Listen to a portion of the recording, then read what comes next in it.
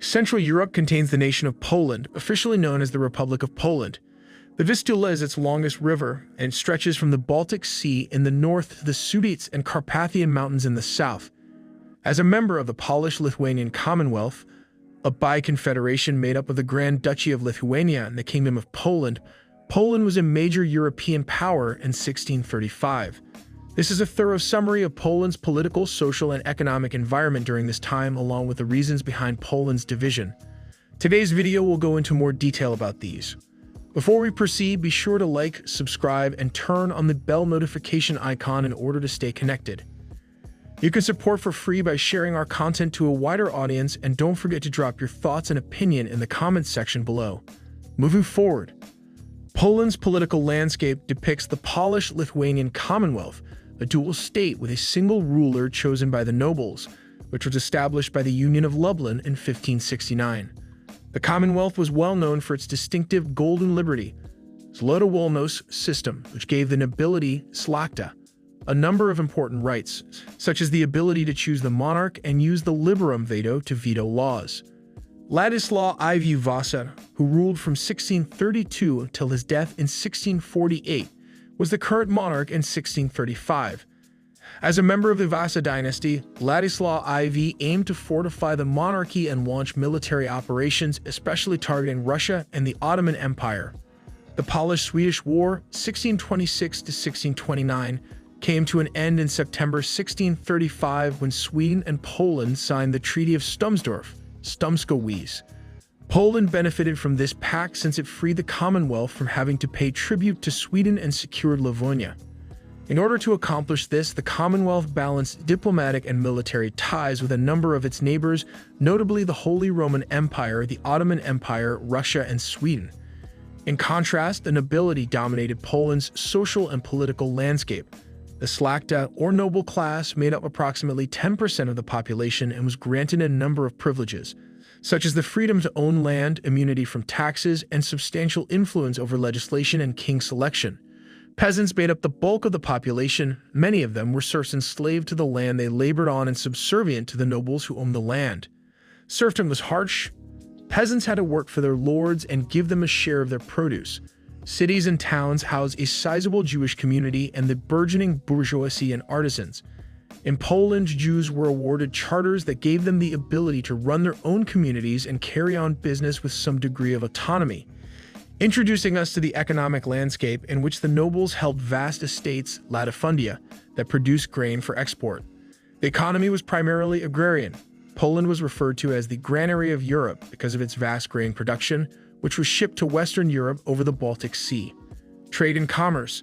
The Commonwealth was heavily involved in trade, importing luxury goods, textiles, and spices, and exporting grain, lumber, and furs. The Vistula River and ports in the Baltic Sea, such as Danzig, were important trading routes for the marine industry. In summary, Poland was a dynamic and strong state within the Polish-Lithuanian Commonwealth in 1635, distinguished by a distinct political structure, a prominent nobility, a flourishing agrarian economy, and a heterogeneous cultural and religious milieu. The time was marked by major external dangers as well as internal issues that would influence the Commonwealth's future course. The Polish-Lithuanian Commonwealth was bordered by important nations like Sweden. Sweden, a country in the northwest, was a fierce competitor in military force, especially in the Baltic area. There have been continuous disputes between Sweden and the Commonwealth over ownership of the Baltic Sea and regions such as Livonia. To the west and southwest lay the complex collection of Germanic nations known as the Holy Roman Empire. The empire and relations were not always cordial, with sporadic alliances and disputes.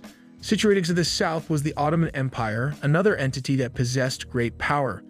The Ottomans posed a constant threat to the Commonwealth because of their sway over former vassal republics like Moldavia and Wallachia. The Crimean Khanate, a subordinate state of the Ottoman Empire, was located to the southeast of Russia. It contributed to the volatility in the area by regularly conducting raids into the Commonwealth. Last but not least, Brandenburg-Prussia's relations with the Commonwealth encompassed both collaboration and competition, particularly with respect to the governance of Pomerania and the Baltic coast.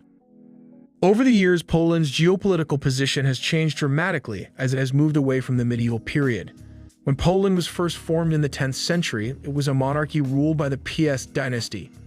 Under leaders such as Bolesław I the Brave, it increased its sphere of influence and territory. Commonwealth of Poland and Lithuania, 1569 to 1795. One of the biggest and most populous republics in Europe, the Commonwealth was established by the Union of Lublin in 1569. It had a time of relative religious tolerance and prosperity, although it was constantly threatened by Russia, Sweden, and the Ottoman Empire, among other nearby powers.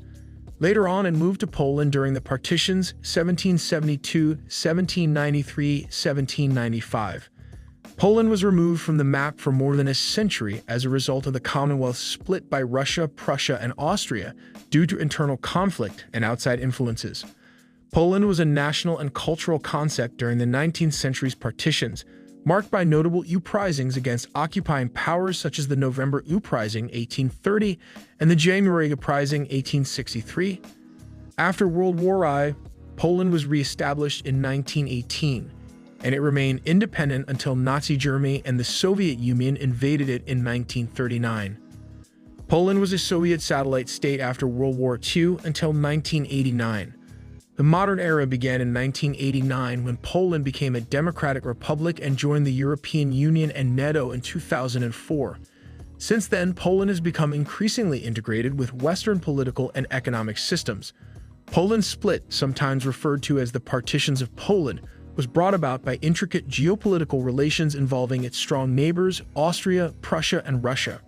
As was previously mentioned, these divisions took place in three stages, 1772, 1793, and 1795, and virtually removed Poland off the map of Europe for more than a century.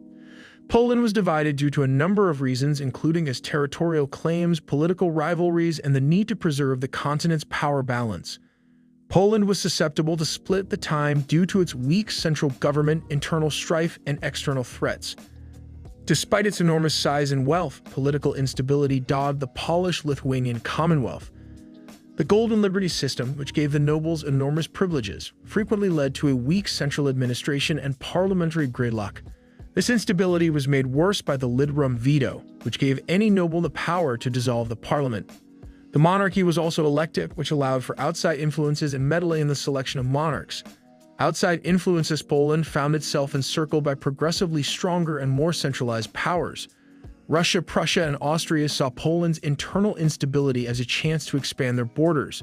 The Commonwealth was open to their aspirations because it was unable to successfully reform and protect its frontiers. During the First Partition in 1772, Poland was divided into parts that were taken by Russia, Prussia, and Austria. The neighboring powers justified this as a way to bring peace and harmony back to the area. Nonetheless, both external and internal forces persisted to be difficult for the already fragile Polish state. After Poland sought to enact important reforms with the May 3, 1791 constitution, there was a second division in 1793. Further territory losses resulted from these changes' threat to the partitioning powers' interests. A failed rebellion headed by Tadeusz Kościuszko caused the third and final partition in 1795. The partitioning powers were able to destroy the Polish state entirely as a result of this devastating setback. Poland's internal political dysfunction and its neighbors' aggressive expansionist tactics led to the sad split of the country. Poland was removed from the political map of Europe by the partitions, which led to more than a century of foreign rule until Poland reclaimed its freedom in 1918. Poland's modern history and national identity were greatly influenced by this time. In response to Tadeusz Kościuszko's nationalist revolt, Russia and Prussia invaded Poland, dividing a remaining territory between them and Austria in the Third Partition, 1795. And that concludes this chapter.